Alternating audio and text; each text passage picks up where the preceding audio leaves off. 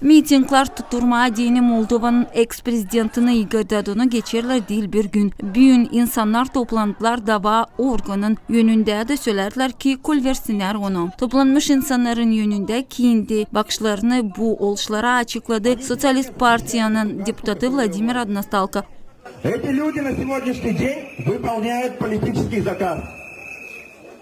Мы не знаем, это сознательно или бессознательно. Но мы не думаем, что это по незнанию. Они все учились в институтах. Они все заканчивали высшее образование. И они все должны запомнить, что есть закон бумеранга.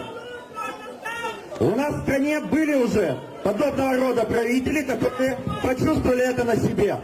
Igor Dodon her kere tutturlardı Moldova'nın bağımsızlığını söylerken aynı bir açık hepsine açınız iş yerlerini burada Moldova'da vurguladı mitingde parlamentin депутаты Ивана Köksal. Самый настоящий унизительный позор власти, когда власть не справляется со своими должностными обязанностями, она нам выставляет зрелище, вот то, которое мы сегодня видим с вами. Позор власти, пожалуйста, уйдите, дайте возможность руководить страной тем, кто это умеет делать. Позор власти. Tutturma Moldova'nın ex-prezidentini Igor Dodon'u geldiler Gagauzyan Halk Topluluğu'nun deputatları da. Birisi onlardan Yelena Yurchenko. Hangisi açıkladı kendi bakışını. Я из Гагаузии. Гагаузия сегодня тоже здесь. Гагаузия рядом со всеми гражданами Республики Молдова. Гагаузия возмущена тем, что произошло с первым президентом страны, которого мы с вами выбирали прямым голосованием. Мы с вами выбирали Игоря Додона президентом Республики Молдова. Мы с вами будем рядом с Игорем Додоном до победного конца.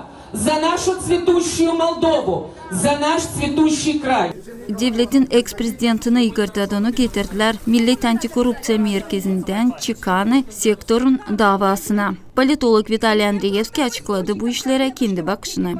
Базой, то все основания, безусловно, были. Это первое. Второе.